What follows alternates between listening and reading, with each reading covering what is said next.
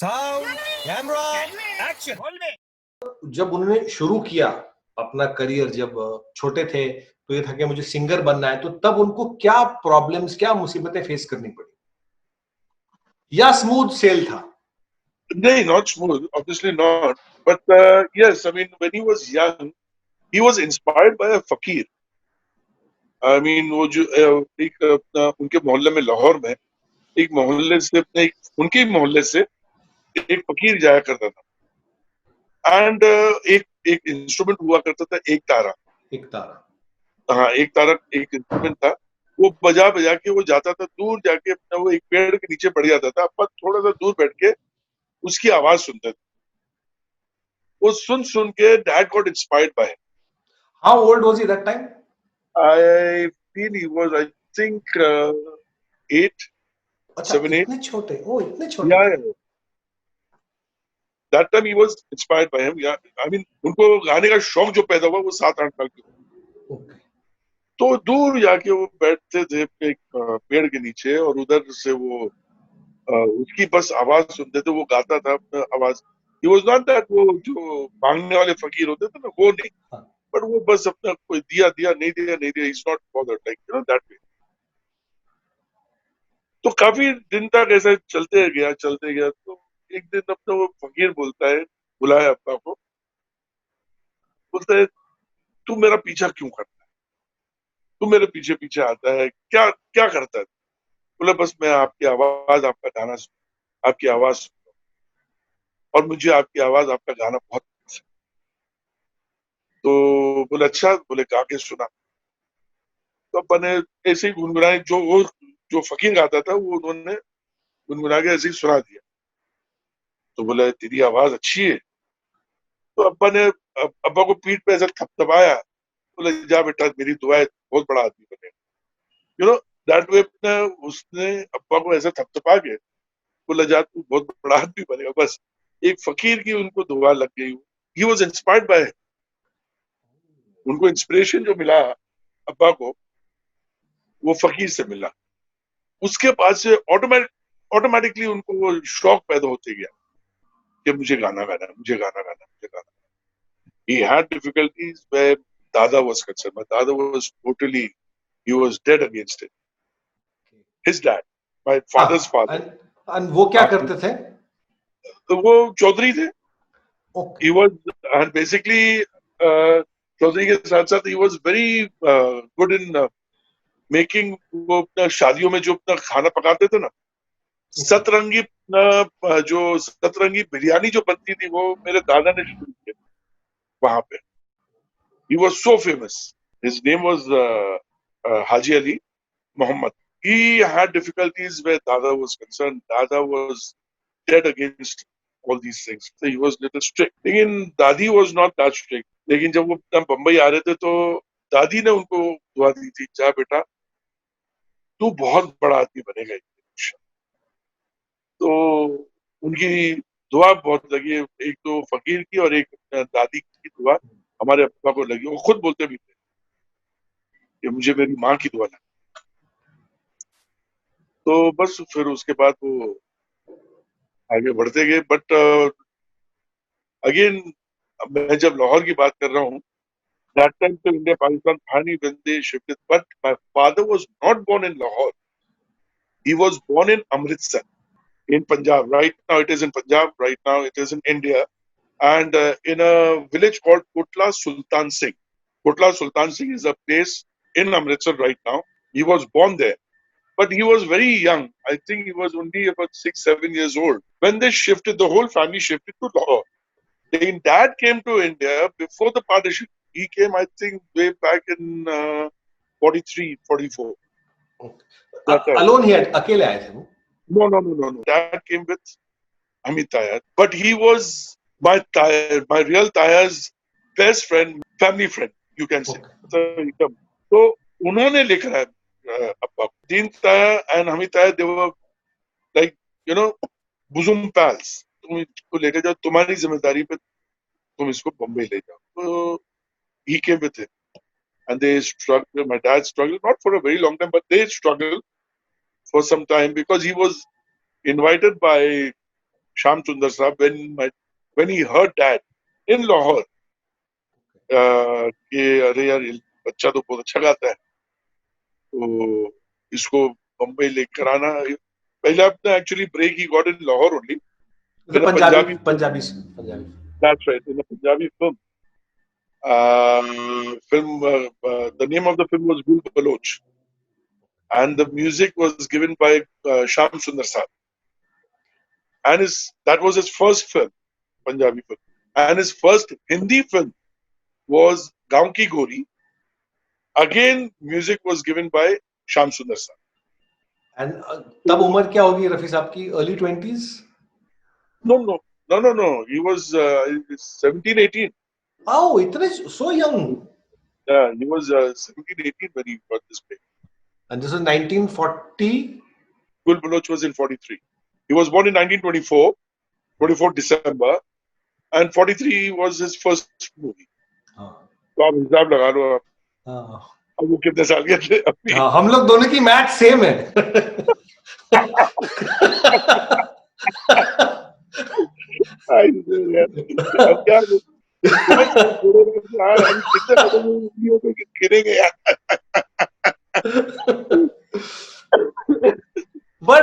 But jokes apart, a lot of people do not know that Rafi Saab has sung the most songs for Johnny Walker.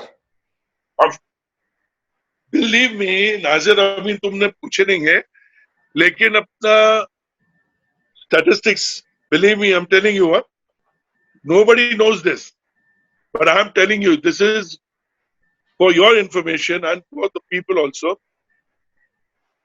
Your dad has sung for so many stars and all, like, you know. तो किसी से ऐसे पूछा गया था कि मतलब यार अपना बताओ रफी साहब ने सबसे ज्यादा गाना किसके लिए गाया इन द इंडस्ट्री? सबसे ज्यादा किसी ने बोला शम्मी कपूर, किसी ने बोला राजेंद्र कुमार. तो मतलब राजेंद्र कुमार, शम्मी कपूर एंड जॉय मुखर्जी, इन लोगों का नाम दिया गया था. एंड कि रफी साहब ने इन लोगों के लिए सबसे ज्यादा गाना गाया. बट पूरा आप अपना स्टैटिस्टिक्स निकालो, डैड हैज संग most songs for Johnny Walker Sahab. Believe me, it's a fact. क्योंकि हमारे पास statistics है, हमने सब ये निकाले हैं. तो number one comes Uncle Johnny Uncle. Right. He was my dad has sung more songs for Johnny Uncle. Then comes Shami Kapoor. वो उन्होंने तो कितने लोगों के लिए गाए, अपना people who are not stars also. मतलब stars मतलब हीरो भी नहीं होते थे. उन लोग जो साइड में तो उनके लिए भी तो अब्बा ने गाए. उनका हकीकत का गाना कितना बड़ा फेमस है, कितना प्यारा गाना है. And it's picturised on Sudhir. चाचा जी माल आ चुका है. You know, what a beautiful song. Super hit song. Dad has sung more songs for Johnny Uncle than anybody. And वही तो greatness थी ना. If you see Johnny Walker, आप प्यासा ले लो ना. चलो, let's talk about प्यासा. तो he sung the songs of प्यासा. Oh my God. And at the same time, you've sung Tel Malish. Tel Malish. Can you imagine? No, I swear, yeah. You know, आप मधुमती उठा लो ना. चौधरी का चांद में भी देख लो ना. वही चौधरी का चांद में अपना वो भी गाना अपने चौधरी का चांद भी एंड ये दुनिया गोल है. फिर and then I mean that वो मेरे यार शादी वाला गाना. हाँ, मेरा यार बना है दूल्हा. Can you imagine? अब बताओ. And even in Madhumati, that song टूटे हुए ख्वाब. And then for Johnny Walker, जंगल में मोर नाचा. तो किसी ने ना देखा. Exactly. So that shows. वो variation अपना, again I say that I mean he was God gifted. Yeah. And you know something, Shahid bhai, so many people till today think कि Johnny Walker ने खुद अपने गाने गाए थे. फैक्ट है ये. ये फैक्ट है. कितने लोग डैडी को भी लोग बोलते थे कि आप ये गाना गाओ ना. तो डैडी बोले मुझे गाना थोड़ी आता है. अरे ये पिक्चर में आपने इतना अच्छा गाना था. तो बोले मैंने थोड़ी गाया. तो वो किसने गाया? तो बोले मोहम्मद रफी. बोले वो थोड़ी गाएगा आपकी तरह, वो तो आपने गाया था. इसी कारण जब मैं बोल रहा हूँ कि मैंने गाना नहीं गाया, वो रफी साहब ने गाया था. So people would not even believe him. It's a fact. Actually, again, that was God gifted for that also. Yeah. Because I mean, जब भी वो गाते थे, तो ही यूज्ड टू पहले ही मालूमात कर लेते थे कि वो किसके ऊपर पिक्चराइजेशन हो रहा है। आई डोंट नो, ऑटोमेटिकली उनकी आवाज ही मोल्ड हो जाती थी। आप ना वो बनाते थे कि क्या करते थे, अगेन गॉड गिफ्टेड, उस हिसाब से वो एक्टर के हिसाब से वो गाना उनका बन जाता था, वो उनकी आवाज निकलती थी। अभी एक अपने इंसिडेंट मेरे को अपने याद आया, शम्मी अंकल का ही आया। हर रिकॉर्डिंग में शम्मी अंकल रिकॉर्डिंग पे जाते थे और मतलब कभी भी अपना बोलते कि रफी साहब मुझे ये कर दीजिएगा, ये कर दीजिएगा, क्योंकि मैं यूं करूंगा, तो उस हिसाब से आप अपना मेरे को ऐसे। एक गाने पे Shammi uncle was not there, वो I think he was shooting somewhere in I don't know abroad, that's what he and this was from his own mouth. उन्होंने खुद ने कहा ये कि मैं जब अपना मैं नहीं था तो रफी साहब ने रिकॉर्डिंग कर दिया, जब पिक्चराइजेशन हुआ it was so perfectly done कि मेरे को कुछ बोलने की जरूरत है। तो मैंने फोन करके पूछा कि रफी साहब आपने ऐसा कैसे गा दिया, अपने आपने तो जबरदस्ती, मतलब एकदम मेरे हिसाब से गाया आपने, और लग ही रहा था कि मतलब वाकई में। तो बोले कैसे आपने की, बोले करना क्या था मुझे, मैंने फिर पूछा कि ये पिक्चराइजेशन किस पे होना है, तो बताया गया कि ये तो शम्मी के ऊपर होना है, शम्मी कपूर के ऊपर होना है। तो मैंने उस हिसाब से कहा, तो मुझे मालूम है कि शम्मी के लिए गाना गाना है मुझे, तो वो क्या करने वाला है, एक हाथ उधर फेंकेगा, एक हाथ इधर फेंकेगा, एक पैर उधर फेंकेगा, एक पैर। तो मैंने गा दिया उस हिसाब से कि उस हिसाब से। एंड दैट सॉन्ग वाज आया, आसमान से आया फरिश्ता, आसमान से, हाँ, हाँ फरिश्ता, that was from evening in Paris. Evening in Paris. Exactly, तो दिस इज आई मीन ये सब चीजें अगेन गॉड गिफ्टेड। वो अपनी मस्ती में, अपनी धुन में अपना गा देते थे, और ऐसा गाते थे कि मतलब अपने लगता था कि वो एक्टर गा रहा है। एक्टर गा रहा है, चाहे वो दिलीप कुमार हो, चाहे वो राजेश खन्ना हो, शम्मी कपूर हो, राजेंद्र कुमार हो, जॉनी वॉकर हो, Mahmood uncle also. Exactly exactly, Mahmood हमें अंकल काले है कितना तो गाया। क्या हुआ दिल, ओह my God, oh my God, उनके लिए वो क्लासिकल गाया उन्होंने, नोबडी कुड बिलीव कि मतलब वो उनके पर गाया था। माय गॉड, वो अजो ना आए बालमा, सावन बीता जाए, oh my God, again with Suman ji, Suman Kalyanpur, that song. I but want to, what is अभी जस्ट बिकॉज रफी साहब की बात हो रही, डैडी की बात हो रही, मुझे कुछ कुछ एक टाइम पास करना है। ओके, आप कौन सा गाना गाएंगे डैडी का, जो मतलब आपके डैडी का जो मेरे डैडी पे पिक्चर है भाई, डैडी डैडीज का गाना? वो तो ऑब्वियसली सेम प्यासा ही गाऊंगा। कौन सा? मालिश तेल मालिश, चलो हो जाए। टेल मी वन थिंग, ये तो अपने डैडी की आवाज थी ना ये वाली? हाँ हाँ, वो आवाज डैडी की थी।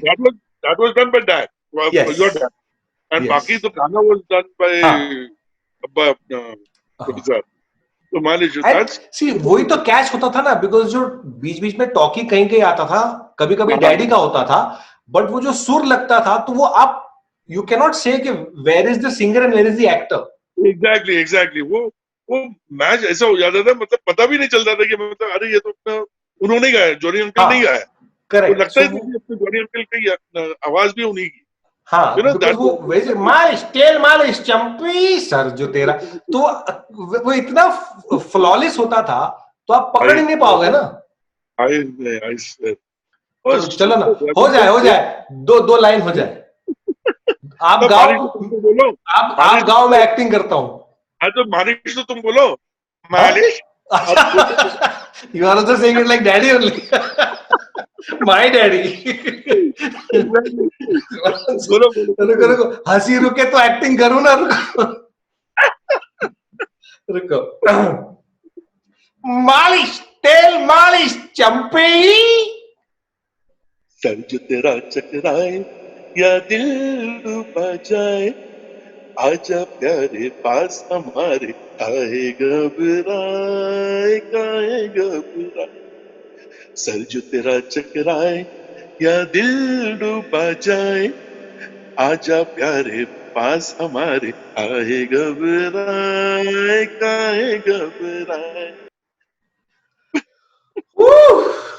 है ना? सुपर यार, सुपर। मजा आता था, तो ये सोच के भी मजा आता था यार, कसम से, सुपर। ओके, चलो, let's get back to reality. Yeah see मैं भी एकदम नॉस्टैल्जिया में, और एक I am also just lost only.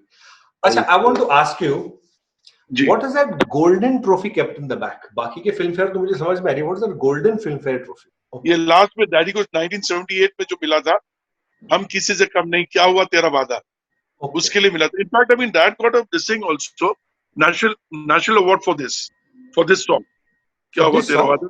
या from Sanjeeva Reddy, that time president जो थी ना। तो and this is actually 2 3 4 5 6 ladies, ladies 6 award मिला था। But these ladies are nowhere in comparison to that one man, शायद भाई। 6,006 lakhs जितनी भी लेडीज खड़ी कर दो, nowhere compared to that one man. Very true, very true, very true. Which are the songs that you like to sing of his? ऐसी घर में कभी? ज्यादातर अपने जो सॉफ्ट गाने होते थे ना, वही ज्यादा गाता हूँ मैं। ये याद ना जाए बीते दिनों की, ये होता था, दर्द दिल गा देता था कभी कभी, ऐसे बैठे बैठे। दर्द दिल थोड़ा सा वजह है शायद भाई। दर्द दिल, दर्द जिगर, दिल में जगाया आपने, दर्द दिल, दर्द जिगर, दिल में जगाया आपने। पहले तो मैं शायर था, पहले तो मैं शायर था, आशिक बनाया आपने, दर्द दिल, दर्द जिगर, दिल में जगाया आपने। वाओ! और अभी जो कैमरा पोजीशन आपने वहां से यहाँ की और गाना शुरू किया, looking just like Rafi uncle only. My God. आप रिकॉर्डिंग देखना, though you are looking just like him. My God. From there when I you moved the... but I do definitely resemble my father quite a lot. नहीं, अभी जो आपने गाने में जो आपने अभी जो कैमरे जिस तरह से पकड़ के आपने गाया ना, आप खुद ये देखेंगे तो you yourself it will be कि हाँ यार, नासिर में बिल्कुल अब्बा की तरह लग रहा था। Same you looking like him, same. Thank you. So Rafi Saab's brothers, sisters, nobody else was inclined into music? No, nobody, because I mean वही अपने एक है, तो daddy was the only one who came out like only as a singer. बाकी nobody was. So how many brothers, sisters were there? 5 brothers and 2 sisters. One expired, मतलब very very young. They were not into singing or music or anything? Nothing at all. No. And you brother, sisters? Nobody. You know that very well. Yeah. Nobody in this industry. Yeah, but I mean, I do stage shows and all. Stage shows करता हूँ, वो भी अपने अब्बा के इंतकाल के बाद शुरू किया, उससे पहले तो था ही नहीं, हिम्मत ही नहीं होती। I keep seeing your videos. I keep liking them. बड़ा अच्छा लगता है. It's a tough task to maintain that legacy, शायद भाई. You know, it is very very tough. Yeah. In fact, you know क्या होता है ना, अपना मैं बताऊँ, नासिर, क्या है कि अगर मैं कुछ करने जाऊँ ना, तो immediately comparison आ जाता है, यार ये रफी साहब कर रहे हैं, you know that way. तो उधर ही घबराहट हो जाए, उधर ही फुस हो जाते हैं यार, अरे यार कंपेयर करके तो बस खत्म। You can't compare यार, बाप ही होता है यार, you can't, काम बाप के मुकाबले में रह सकता है यार। अब लोग पसंद करते हैं रफी साहब को, अपने चाहते हैं, तो वो बुलाते हैं मुझे शोज में, तो I go, I attend shows, I sing a few songs on stage and all, like, you know. So your children are not interested in singing? No, not at all. शायद भाई, before we go, anything else जो आप रफी साहब के बारे में बोलना चाहते हैं? Because मेरा मेन मोटिव ये था कि रफी साहब की जो accomplishments हैं, रफी साहब ने जो गाने गाए हैं, वो तो हम सबको पता है, ऐसा कोई नहीं जिसको नहीं पता। मुझे ये जो छोटे छोटे के बैडमिंटन, कैरम, लस्सी, कोक, खाने पीने का शौक, Rafi Sahab as the person is what I wanted. कोई भी इंसान को ये ये नहीं बोलते थे ये छोटा ये बड़ा है, नहीं, एक ही नजर से देखते थे यार, एक ही नजर से अपना वो भले वो कोई भी होने दो, वो अभी अब्बा का ड्राइवर भी होता था तो अपने साथ में बैठ के कभी कभी खाना खाते थे। उन्होंने एक फिक्स कर दिया था महीने में एक बार, वो बंगले के अंदर अपना बैक में जो कंपाउंड होता था वहां पे फकीरों को वो खाना खिलाते थे हमेशा। एक नहीं, कम से कम 50-100 आदमी फकीर आ जाते थे, मालूम है कि रफी साहब के यहाँ खाना मिलने वाला है, तो अपना और कभी कभी उनके साथ वही खाना वो भी खा ले, बिलीव मी, उनके लिए बनता था खाना, उन लोगों के लिए खास बनता था, और साथ साथ में कभी अपना मूड किया तो खा लिया, you know, that type of person my father. और उनका कोई that is, I don't know, God gifted यार। वही ग्रेटनेस है ना शायद भाई के there are some people you don't miss, उनके जाने के बाद भी आप उनको मिस नहीं करते, ऐसा लगता है कि वो है। Exactly, very true, very that feeling of emptiness, या एक होता ना कि यार वो चले गए, नहीं वो है बिकॉज ऑफ इन सब वजहों की वजह से। कभी कभी गाना सुनते ना तो हम लोग ये सोचते हैं कि अरे अभी तो अब्बा गए होंगे रिकॉर्डिंग पे, अभी आ जाएंगे, यू नो, गए हैं अभी आएंगे, तो दैट वे आल्सो कभी कभी हम लोग सोचते। महीने में कितनी रिकॉर्डिंग्स होती थी उनकी? नहीं, इट ऑल डिपेंड्स, महीने में तो नहीं बता सकता था मैं, लेकिन दिन की बात कर सकता, कभी कभी वो अपने 4-5 रिकॉर्डिंग हो जाती थी एक दिन में। हाँ, लेकिन वो फिर रात के 12 बजे आते थे, ऐसा होता था। एक दिन में कभी कभी, हाँ, मैं ये नहीं बोलता हमेशा, हाँ, मतलब कभी है, लेकिन वैसे अपना एवरेज अगर पकड़ा जाए तो मेरे हिसाब से 2-3 होती थी, 2-3 अपने रिकॉर्डिंग अब्बा की होती थी एवरेज। बट उस जमाने में तो सारी लाइव ही रिकॉर्डिंग होती थी, वन टेक, टोटल लाइव, हाँ एग्जैक्टली, टोटल लाइव होती थी। रिहर्सल पहले, इसलिए तो रिहर्सल पहले कर देते थे लोग अपने म्यूजिशियंस का, इस सब का पहले तो नोटिफिकेशन भी होता था ना अपना म्यूजिशियंस का, म्यूजिशियंस को अपना नोटिफिकेशन दे देते तो उस हिसाब से उनको बजाते थे। तभी वो रिहर्सल करने के बाद जब आते थे तो I mean they have to be perfect. मालूम पड़ा कि अभी उस वक्त तो लाइव होता था, अभी समझो कि 2-3 अपने अंतरे हैं गाने में, लास्ट के अंतर में मिस्टेक अगर हुआ तो वापस पूरा स्टार्ट टू एंड वापस से गाओ। तो इतने सारे डिफिकल्ट गाने, वो मेरे महबूब का जो गाना था, जो स्टेज पे था गाना, वो तो कितना लंबा गाना है। बाप रे, बहुत, इसमें आई थिंक अपने if I am not mistaken 5 अंतरे है, हाँ, 8 या 11 मिनट का गाना है, वो लंबा गाना है। एग्जैक्टली, ऑफ कोर्स बहुत लंबा गाना है, बहुत। तो अब आप बताओ उसमें अगर लास्ट में कोई मिस्टेक किया हो तो खत्म, तो he used to get upset, क्या तुमने यार लास्ट में रॉन्ग कर दिया? Never dad never used to get upset, कभी नहीं। जिस कभी मिस्टेक हो जाती थी ना, कोई गल नहीं यार, हो जाता है, इंसान है, you know that way, believe me यार, dad never used to get upset के मतलब यार इंसान से गलती होती है, कोई बात कोई बात। इतने सारे क्लासिकल गाने, इतने सारे भजन जो उन्होंने गाए जो रेंज पे, तो उसमें वापस से एक बार करो तो just I want to know, तो वो क्या एक ही टेक में होता था या उसके 2-2, 4-4, 6-6 टेक्स होते थे? नहीं, कभी कभी होता, नहीं एक में कहां से होता, कभी कभी अपना होता था, एक कोई गाने होते थे एक टेक में बोलते कि ओके, लेकिन नहीं तो फिर अपना कभी मिस्टेक होती थी वापस कर दो, फिर कोई मिस्टेक होती फिर वापस करो। अभी वो गाना था, रवि साहब की म्यूजिक थी, नीलकमल, बाबुल की दुआएं लेती जा, आपने ये गाना सुनो तो एंड में ना थोड़ी सी हिचकी आती है अब्बा में, जैसे रो देता है इंसान। ही लिटरली क्राइड दैट टाइम, अब्बा वाकई में रोए थे उस गाने पे। और उसी वक्त अपना रवि साहब ने बोले कि take is okay, he did not कि मतलब वापस टेक करो, नहीं, he said okay, this is what they wanted, and he literally cried. Why did he cry? क्योंकि 2 दिन पहले हमारी बहन, हमारी बाजी थी, बड़ी बहन, सबसे बड़ी बहन जो लंदन में रहती है, she got married during the विदाई, ड्यूरिंग द शादी, बिलीव मी डैड वाज मतलब एकदम गम में थे कि मेरी बेटी विदाई हो रही है, लेकिन रोई नहीं थी उस वक्त, नम थी, बट ये गाने पे अपना डैड को ऑब्वियसली रिमेम्बर ना कि मतलब मेरी बेटी जा रही है, ये सब। एंड वही इत्तेफाक की बात ये हुई कि यही गाना उस वक्त हुआ है, ये इत्तेफाक की बात। और आज तक विदाई में वही गाना बजता है और वहीं पे माँ बाप रो देते हैं।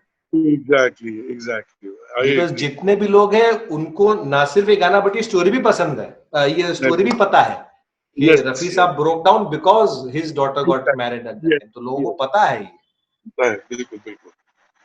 आज वो गाने पे जैसे रिकॉर्डिंग की बात की है ना आपने, उसके हिसाब से मैं बताया ये गाने पे एक ही रिकॉर्डिंग में रवि साहब ने said okay, Ravi music director थे ना। तो ये एक ही टेक होता है इसका एक ही टेक हुआ था, रिहर्सल हुए होंगे, I am not saying about. हाँ नहीं, मैं टेक की बात कर रहा हूँ, मैं टेक जो था एक ही टेक हुआ। उनकी उर्दू इतनी अच्छी थी, उनके गाने के प्रोनाउंसिएशन इतने करेक्ट थे, बट वो रियल लाइफ में पंजाबी बात करते थे ना। वो यस, हम लोग से बात करते थे ना तो टोन पंजाबी टोन होता था, बिलीव मी, हम लोग से जब बात करते तो गानों में क्यों नहीं होता है? अरे ये तो अगेन गॉड गिफ्टेड यार, again God gifted, believe me कि अपना उनको वो टोन गाने में कभी नहीं। हाँ बट वो उर्दू में गाने उनके होते थे, Urdu he used to read Urdu उनको अच्छी आती। बट उनका निजी जिंदगी में लहजा थोड़ा पंजाबी होता था, पंजाबी टोन होता था। हाँ रियल लाइफ में पर्सनली अगर हमसे भी बात करें, मम्मी से भी बात कर रहे हैं तो पंजाबी टोन आता था, वो पंजाबी लहजा जो था ना वो डेफिनेटली अब्बा के इसमें था ही था। We are basically from there only ना, मतलब that was from Amritsar only. We are basically Punjabis, उस हिसाब से वो टोन आ गया। And we are Jats actually, to be very honest, वो proper जाट होते ना, हाँ वो थे हम, वो है actually. Thank you so much Shahid भाई, thank you so much for sharing these memories. Sir, my pleasure, Nasir. I mean, it was like, I mean, after a long time. Next time आपका शो होगा तो बोलना मैं Johnny walker की entry मारता हूँ। 100% कसम ही लेकर मैं तुमको ले जाऊंगा। चलो, on this happy note, I shall take your leave. Thank you so much Shahid भाई। ओके चलिए, बाय बाय बाय, चलो अल्लाह हाफिज, बाय। आपने देखा शाहिद भाई के साथ कितनी सारी बातें, इतनी सारी चीजें रफी साहब के बारे में पता चली कि कितने सिंपल आदमी थे, बट यही बिकॉज वो सिंपल थे वो इतने ग्रेट थे। ऐसे और ग्रेट लोगों की बातें मैं आपके लिए लेकर आता रहूंगा only on unlock Bollywood on Nasir Nafer TV.